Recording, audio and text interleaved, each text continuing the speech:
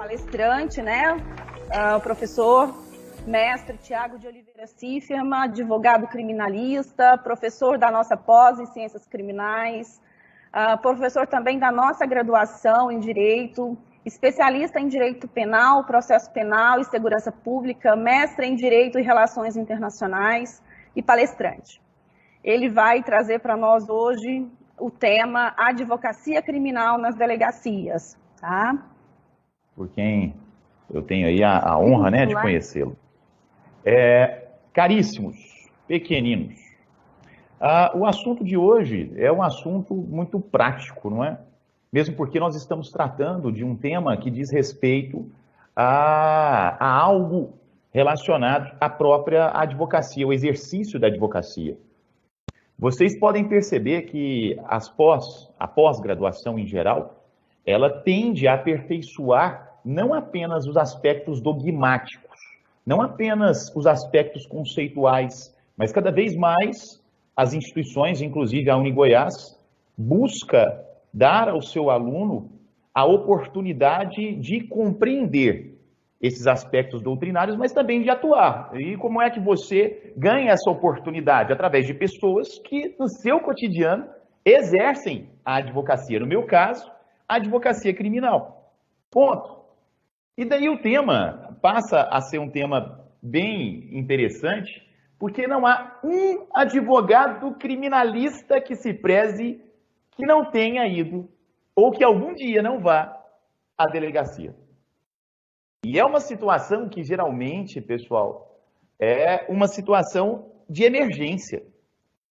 E há alguns cacuetes que eu posso passar para vocês, para que você, na sua futura atuação, ou você que é totalmente leigo, saiba o que fazer, como fazer, quem chamar.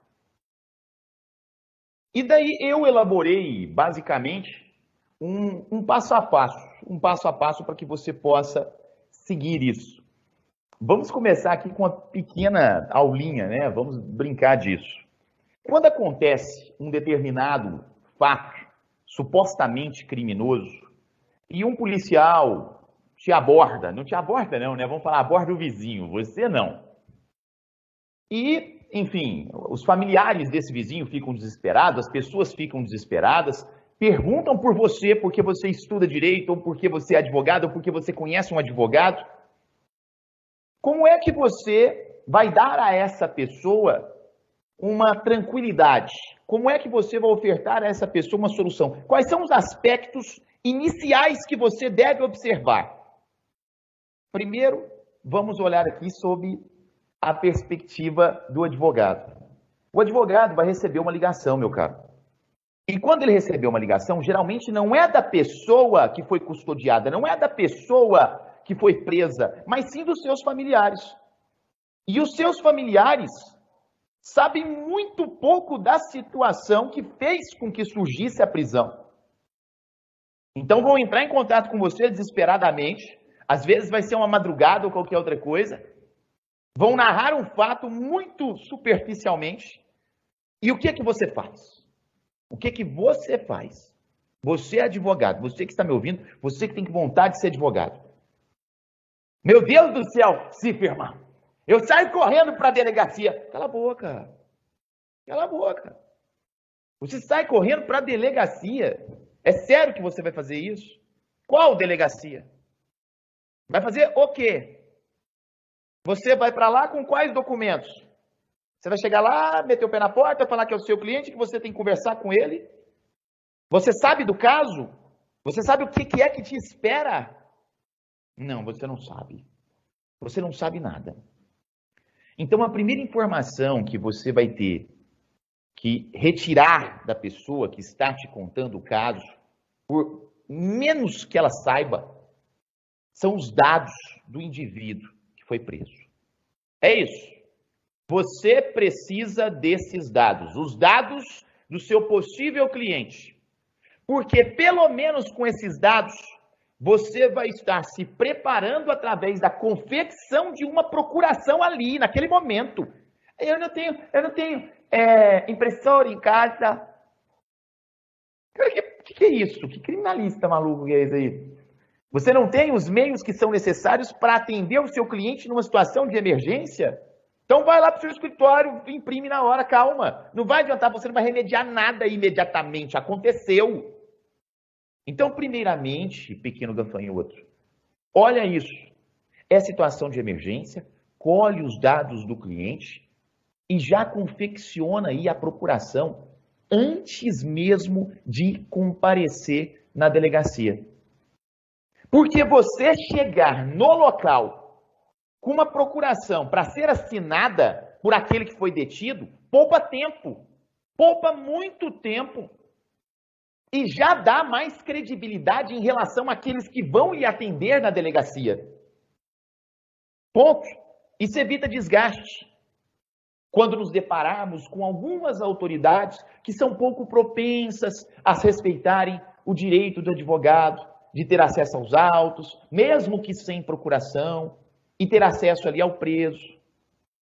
Então perceba que existe sim toda uma simbologia, existe sim todo o conjunto normativo que nos dá, como advogados, direito de ter acesso aos autos naquele momento e ter acesso também ao detido. Mas na prática, você tem que estar preparado para o pior. Você não vai lá preparado para que tudo ande como você quer. Você vai chegar lá e falar, boa noite, então posso entrar? Claro, doutor, entra. Não. Você vai ter que estar preparado para chegar, às vezes, numa serventia, no órgão público, ver ali um funcionário, às vezes, com a cara amarrada. Um cara que não queria te atender naquele momento, ele não queria participar daquele ato, ele não queria ver a sua cara. Vai olhar para você e vai falar, volta amanhã. Perdão o termo, volte amanhã o escambau. Nós não vamos fazer isso. Então perceba, esse é o ponto 1. Acalma. Você está ali para acalmar a família no telefone e para ir diretamente para a delegacia quando você tiver elementos mínimos. É isso. Diante dessa situação, você tem que contar ainda com o pior. Você tem que contar ainda com essa negativa, mesmo tendo essa procuração para ser assinada no local. Então, a segunda perspectiva nessa questão da advocacia prática nas delegacias, diz respeito a você manter na agendinha do seu telefone, presta muita atenção, o número do órgão de prerrogativas. Doutor Rogério, nosso coordenador na Unianguera, nosso coordenador do curso de Direito, também advogado criminalista, você pode ter certeza que ele tem na agenda dele o número do nosso órgão de prerrogativas, de alguém lá que vai nos acudir no momento em que acontecer uma situação de assincronia, ou seja, onde você quer ter acesso a algo que é uma garantia, que está disposto em lei, mas o funcionário público não lhe dá esse acesso. Você não pode se indispor. Você não pode colocar o dedo em riste, você não pode ficar gritando. Isso aí demonstra grau de irracionalidade incompatível com o exercício do seu mistério. Você é um advogado, você tem que se manter calmo, você tem que ser conhecedor. E ser conhecedor significa simplesmente saber qual que é o caminho das pedras para evitar essa animosidade. Por que você vai bater de frente, vai ficar reclamando, se você simplesmente pode ligar para o órgão de prerrogativas, o órgão de prerrogativas pode ligar para o local, você pode ir conversando, até finalmente ter acesso de maneira urbana ao seu direito, à sua prerrogativa. Então, haja com urbanidade, meu filho, decoro, educação, e se necessário, não se disponha. Chame as suas prerrogativas, registre o que você puder do evento, seja diligente e não deixe o seu direito de ser convertido em um favor dado pela autoridade. Porque isso poderá comprometer o direito ao silêncio do seu cliente e mais tarde gerará uma situação que pesará contra ele. Ou seja, você tem que entender, você tem que formular na sua mente que o momento da delegacia, ele é importante.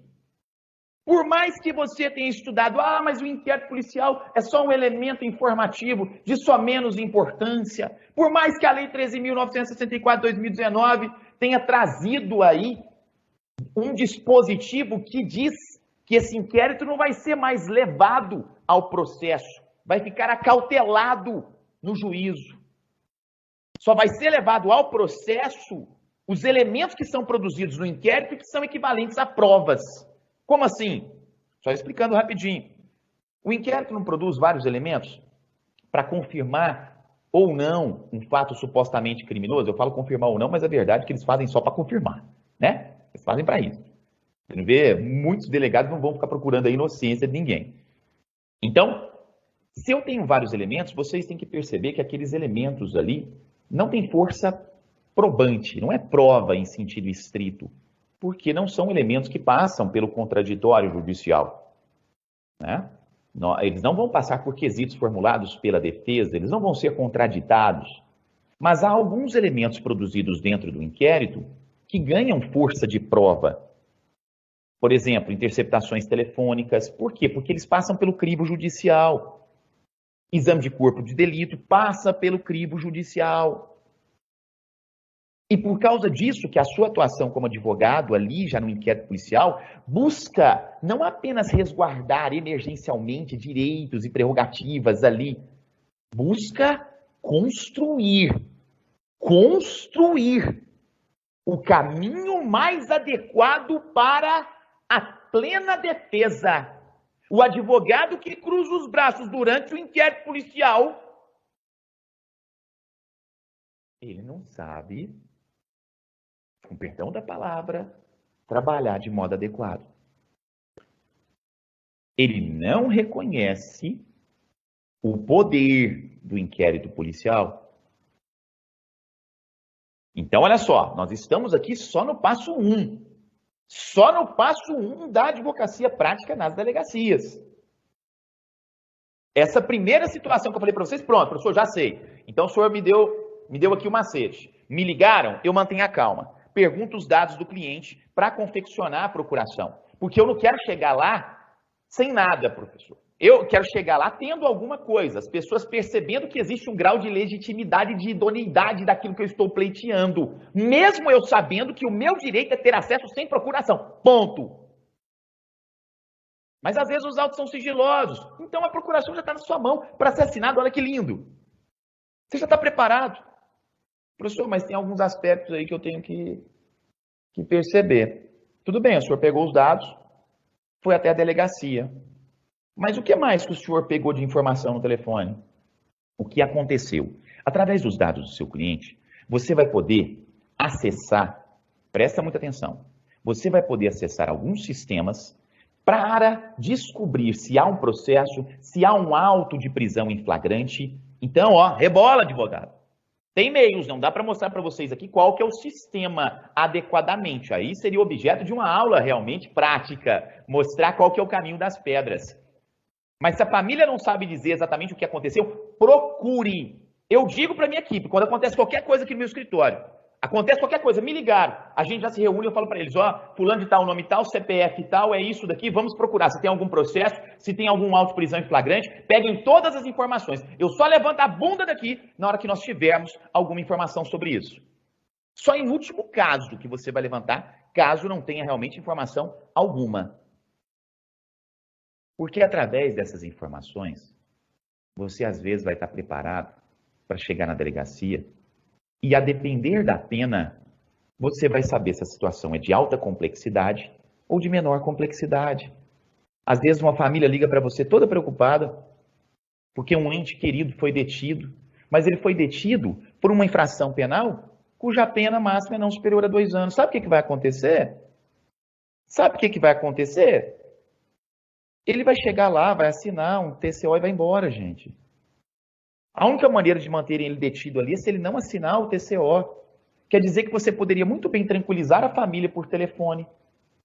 Jamais tentando dar ao seu cliente uma resposta no sentido de que aquilo é mais preocupante do que definitivamente é. Jamais tentando vender uma complexidade maior do que o caso merece. Ponto.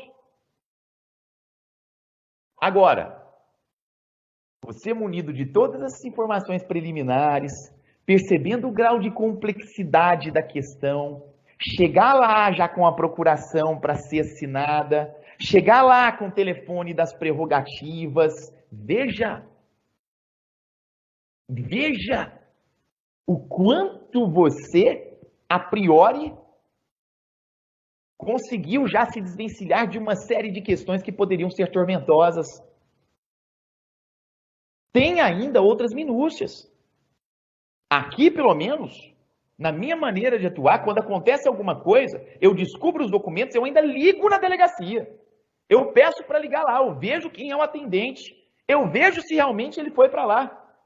Nunca se sabe, talvez foi enviado para uma especializada, a família falou que foi enviado para um lado, mas foi para o outro. Você não pode perder tempo, você está ali para resolver. Se você ficar com o mesmo nível de informação dos familiares e sair que nem uma barata tonta, ficar assim, mas vocês falaram para mim que ele foi para a delegacia tal. Pelo amor de Deus. Pelo amor de Deus. Pequenino. Por favor, advogado. Tá bom. Mas mais. No local, quando você chegar no local, busque o acesso ao seu cliente. Porque, geralmente, quando você chega numa situação de flagrante, às vezes, você chega numa situação que tudo já está meio que em andamento. E daí, muitos advogados ficam acanhados de participarem de cada momento de construção desse ato. Você tem que entender que os condutores vão ser ouvidos. Se você estiver lá, participe. Sente-se ali na sala. Se permita ouvir os que os condutores estão falando. Inclusive, tendo poder, sim, de fazer apontamentos. Você chega lá. Aí você percebe que os condutores, que são os policiais, estão sendo ouvidos. E eles estão sendo ouvidos juntos. Olha que lindo. Olha que bonito esse negócio. Que sonho. O escrivão está ouvindo um policial militar aqui. E do lado dele o outro condutor. Tem que ouvir separado. Seja respeitoso. Faça o apontamento. Professor. Cifirmã. Mas de madrugada, a gente ali, sabe, é muito difícil. A gente sabe as situações, nós sabemos as pressões pelas quais nós passamos. Pois é, você tem celular, você tem câmera, você tem meios de não se indispor e pleitear mais tarde a inidoneidade daquela declaração, que foi conjunta, e não pode ser conjunta, tem que ser separada. O problema é que a praxis, o modo de atuação, a sistemática de atuação, ela foi trivializada, ela acontece de um modo pleno. Isso é comum em todas as delegacias do país. Há tanto que a gente se afeiçoou a olhar para isso como uma situação de sua menos importância, e eu digo não. Porque cada elemento que, ao tempo do inquérito policial, você conseguir contraditar por meio de um peticionamento dentro do inquérito policial, já fragiliza sobremaneira uma investigação, pesando a favor do seu cliente. Pensa você. Seu cliente é ouvido, sem você na delegacia. Mais tarde, você pede para o seu cliente fazer uma carta para você juntar no inquérito policial, narrando exatamente o que ele gostaria de narrar na sua presença. Mais tarde, você faz um peticionamento requerendo nova oitiva, requerendo novo interrogatório. Você está fazendo o seu papel ao tempo do inquérito policial. Não é vedado a você solicitar isso. Não é vedado a você a juntada de documentos. Reconheça essa importância pequena. Mas tá bom, ótimo. Por que você pediu a entrevista reservada com o seu cliente? E ao mesmo tempo que você pediu a entrevista reservada, você vai pedir os autos. Eu sou assim. Eu peço. Falo, delegado, por gentileza, você pode me ceder os autos aí do que o senhor já tem, do que já aconteceu? Meu cliente vai ser praticamente a última pessoa a ser ouvida. O senhor pode me ceder? Ele vai ceder para você. Leve o tempo que for necessário. Eu sei que você não quer incomodar, eu também não quero incomodar o delegado, mas é o seu trabalho. É o seu trabalho, ele tem que ser bem feito. A pessoa que está ali ao seu lado, ela tem que se estar segura de que você conhece os autos, que você não está simplesmente sendo carregado pelo ideal inquisitivo. Então você pega, você lê com atenção, você olha para o seu cliente e diz, olha, estão falando isso, estão falando aquilo. Se você perceber que pelo grau de complexidade, o seu cliente, por ser leigo, não dará conta de suprir as expectativas do interrogatório, fala para ficar calado. Naquele momento, não é momento de você fazer uma interação tão massiva a ponto de você preparar o seu cliente para o interrogatório. Quando eu falo preparar, tem várias pessoas que olham para nós e falam assim, preparar o quê? Você vai fazer a pessoa mentir? Claro que não, meu filho. É claro que não. Preparar é a pessoa entender os tipos de questionamentos que são formulados. Porque o leigo, ele responde muitas das vezes com base no seu conhecimento, no grau de conhecimento que ele tem, no grau de sociabilização que ele tem, com base nas expectativas e interpretações que ele faz do mundo. Ele não conhece os elementos jurídicos. Uma palavra que ele fala, que para ele tem um significado, pode ter um significado diverso para alguém aparelhado como um delegado, como um juiz, como um promotor, como um advogado. Já percebeu quando seu cliente fala algumas coisas, ele fala às vezes achando assim que está fazendo algo bom. Aí você olha para a cara e fala, o que é isso? O senhor está entendendo que o delegado não está entendendo o que o senhor está dizendo? Escute só. Preste muita atenção nisso. Então você precisa orientar o seu cliente a ficar calado. Caso você perceba que ele pode falar, que ele falou sem desembaraço, que é algo tranquilo de se resolver, bem deixe. E caso você escolha que o seu cliente fale, se no momento da manifestação dele você perceber titubeios demasiados, você pode fazer apontamento naquele momento. Você pode dizer para o seu cliente, ó, a minha sugestão nesse momento é que você fique calado, no meio do interrogatório. Eu já fiz isso no meio do interrogatório. Eu simplesmente olhei para o meu cliente e falei, caríssimo, eu acho que até aqui tá bom. A minha sugestão é que o senhor, a partir desse momento, o senhor fique calado. Delegado, meu cliente vai ficar calado. Pronto, gente. Pronto. Não deixe a arquitetura inquisitiva intimidá-lo. Não há nada que nos vede nesse tipo de atuação. Ok? Tranquilo até aqui? Então, ótimo. Estou dando para você, se você é advogado, dica valiosa. Se você não é, se você é um pequeno gafanhoto e ainda está pleiteando, você está entendendo o caminho das pedras. Você não vai ficar de todo ignorante quando acontecer uma situação. Tá fácil.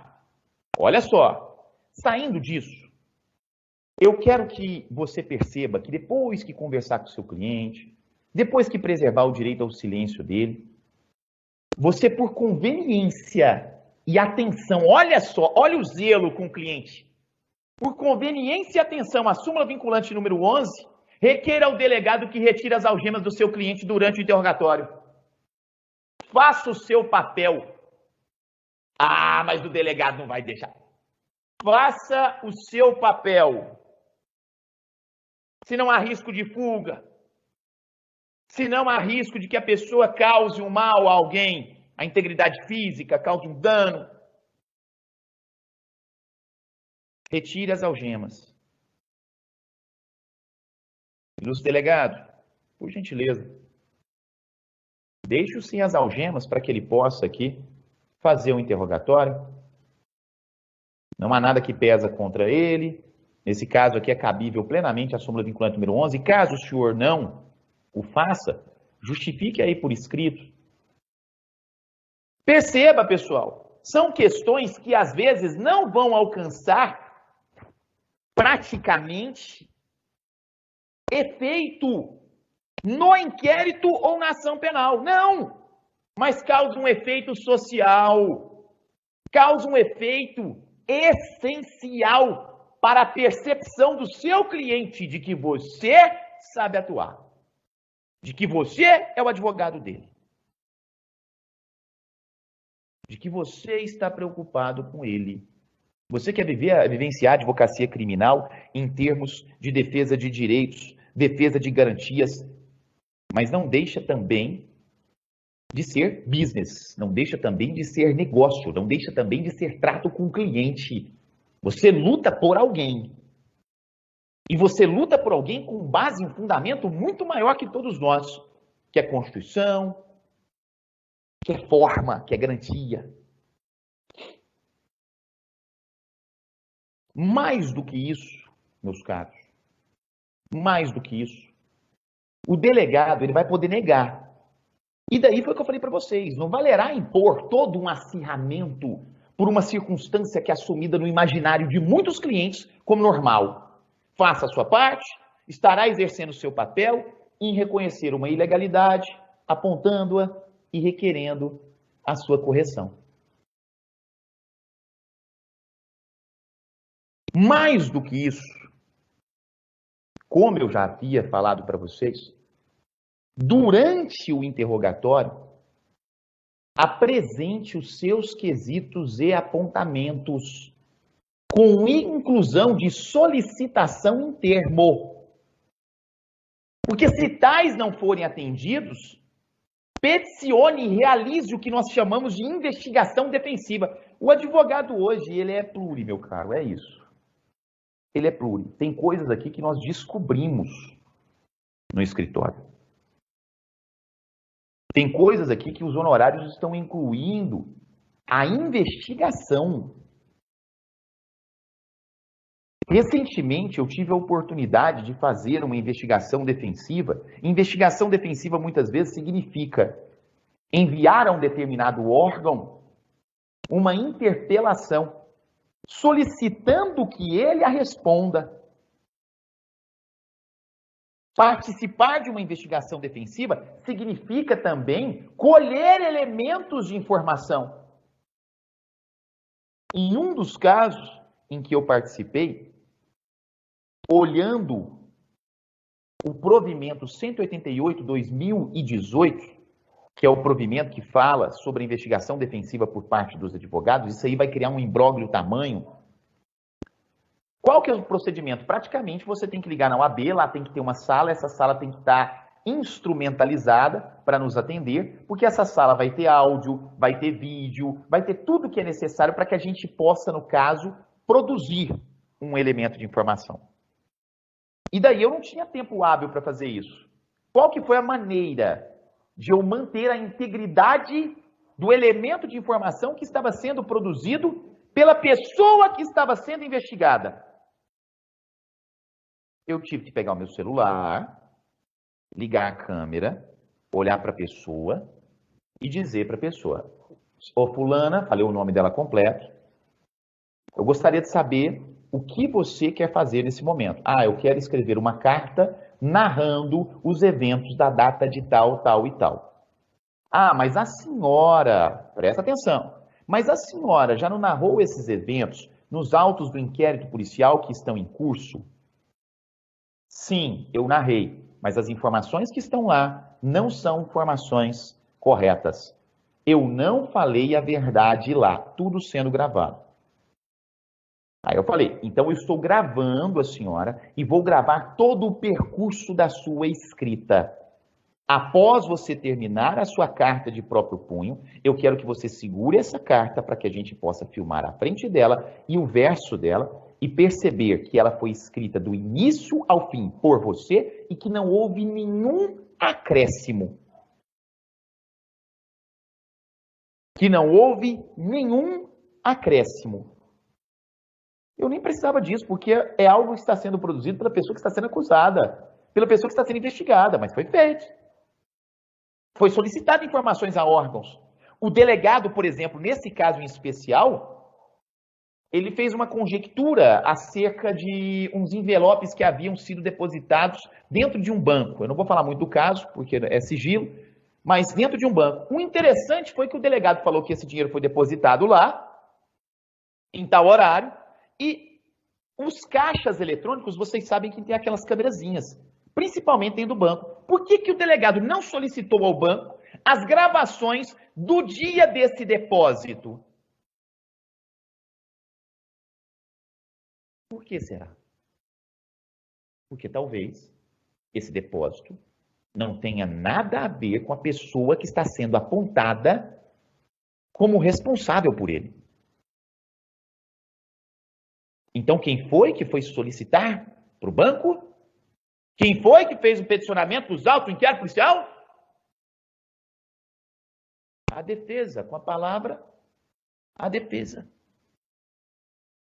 Então, reparem, meus caros, a arquitetura do inquérito policial, ela é tão importante, e nós temos que nos basear, inclusive, em preceitos doutrinários, de que o inquérito policial sozinho, como elemento de informação, não é suficiente para condenar, não é. Mas é suficiente para absolver. O inquérito policial sozinho é suficiente para absolver.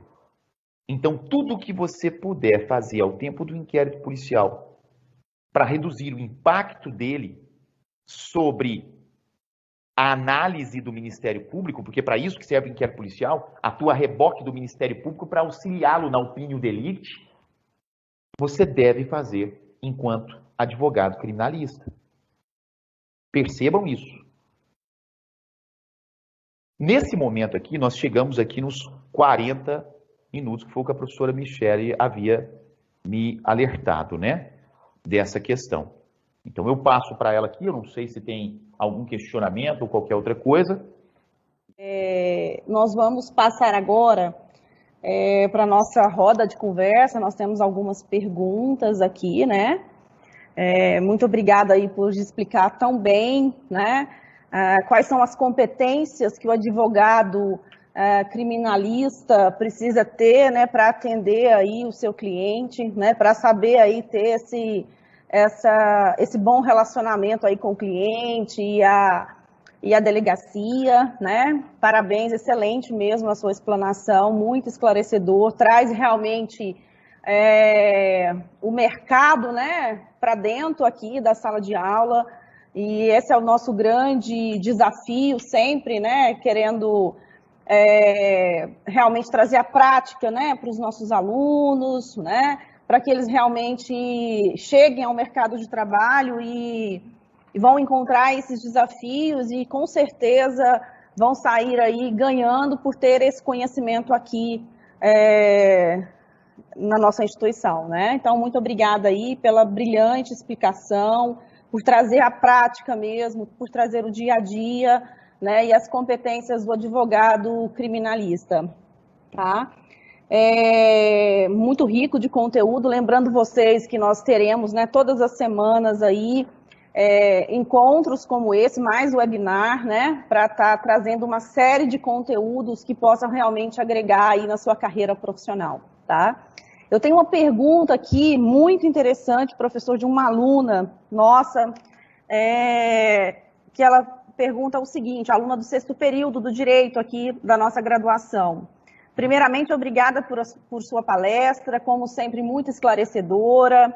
Em um caso hipotético onde o cliente foi condenado em uma pena alternativa por um crime de lesão corporal, onde teria que arcar com um certo valor em cestas básicas, o cliente não cumpre com a pena alternativa e é expedido mandado de prisão. Ao ser detido, como o advogado deve proceder para a soltura do cliente? Há possibilidade de retorno à pena alternativa, professor? Desde já... Só repete a pergunta de novo aí. Ela está quase fazendo uma consulta online, mas vamos lá. Fala aí. Eu tô desconfiado, é advogado. Vai aí, manda. Tá, o professor Tiago, né, está falando aqui que é quase uma consulta online, né? E ele está me pedindo para perguntar novamente. A pessoa elogia, né, a palestra, muito esclarecedor, e aí ela pergunta o seguinte, em um caso hipotético, onde o cliente foi condenado em uma pena alternativa por um crime de lesão corporal, onde teria que arcar com um certo valor em cestas básicas, o cliente não cumpre com a pena alternativa e é expedido mandado de prisão. Ao ser detido, como o advogado deve proceder para a soltura do cliente? Há possibilidade de retorno à pena alternativa? Claro que há, porque na verdade, quando a gente parte do pressuposto de que a pena alternativa ela foi fixada... Professor, repete só um pouquinho, repete de novo, inicia, porque agora que você está ao vivo. Ah, tá. Áudio, estão me ouvindo? Sim. Tá, presta muita atenção. Basicamente é porque você está falando que a pessoa foi condenada a um crime cuja pena, a condenação foi não superior a 4 anos. Então o que fizeram? Substituíram a pena privativa de liberdade por uma pena restritiva de direitos. E entre a pena restritiva de direito tinha o pagamento exatamente da questão de cesta básica. Existe uma celeuma que fala exatamente da possibilidade. Se existe a possibilidade de você reconverter, ou seja, se a pessoa não cumprir o pagamento, se por um acaso teria como converter aquilo ali em prisão. Tá? Então, existe raciocínio nesse sentido dos tribunais. Agora, tem como você retomar o pagamento da pena pecuniária? Óbvio. Você tem que demonstrar, no caso, que o seu cliente se encontra, às vezes, numa situação de hipossuficiência, porque ninguém simplesmente pode ser levado preso porque não tem condições de arcar com os custos de alguma coisa. Então, assim, é plenamente possível. Eventual atuação nesse sentido, minúcias, aí já é outro aspecto que a gente demoraria mais tempo para falar, mas sim, é possível sim.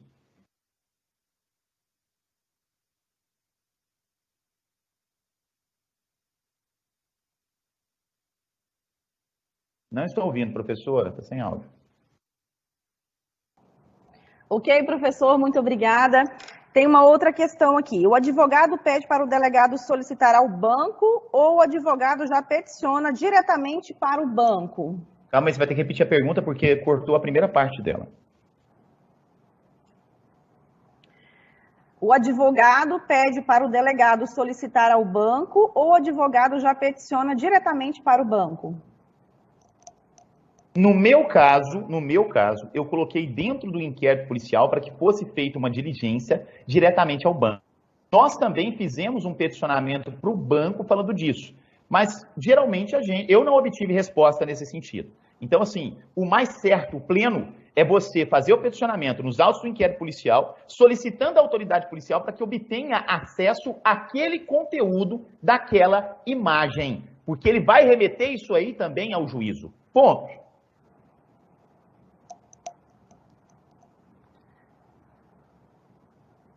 Ok, professor. Uma outra questão. O advogado pode gravar o áudio do interrogatório com o celular próprio?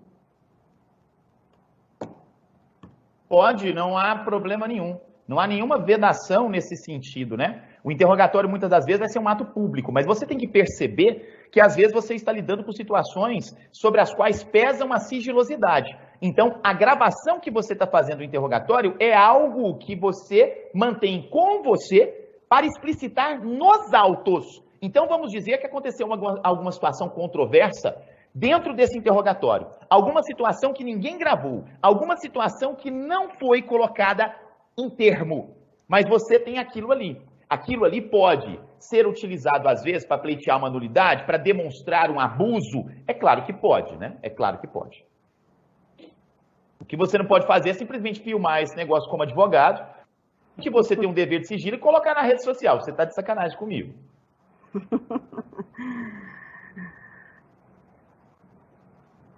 Ok, muito obrigada pela participação. Muitas perguntas, a gente não consegue, em função do nosso tempo, de responder a todos, né? Mas entre em contato conosco lá na pós-graduação.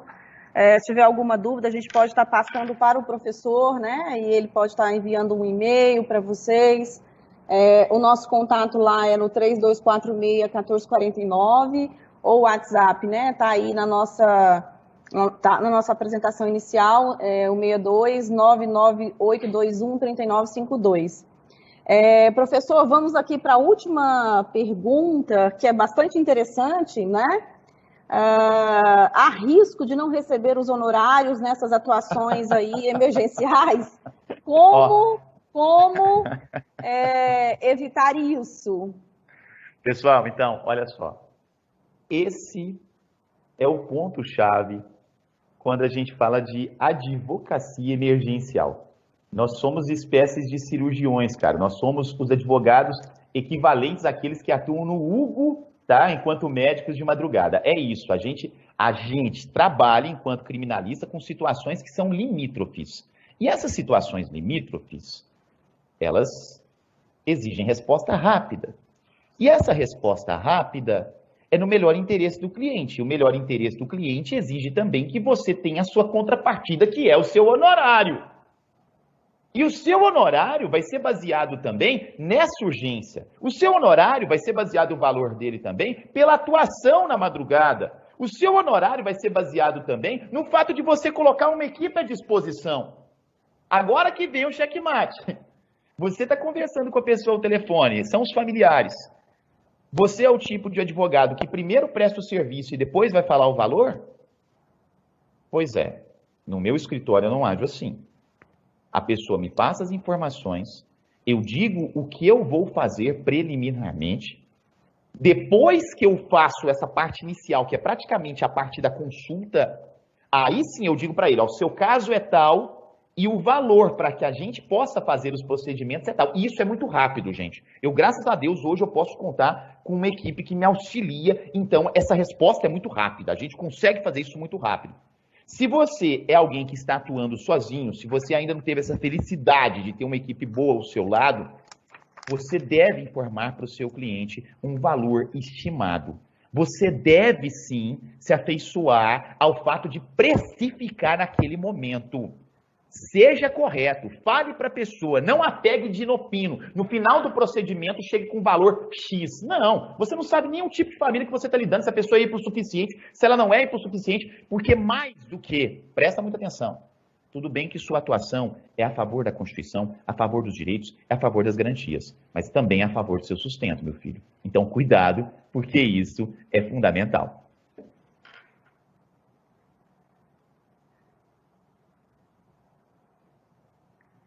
Ok, professor, muitíssimo obrigada. Seja muito bem-vindo sempre à pós-graduação aqui do Uni Goiás. Obrigado pela excelente palestra.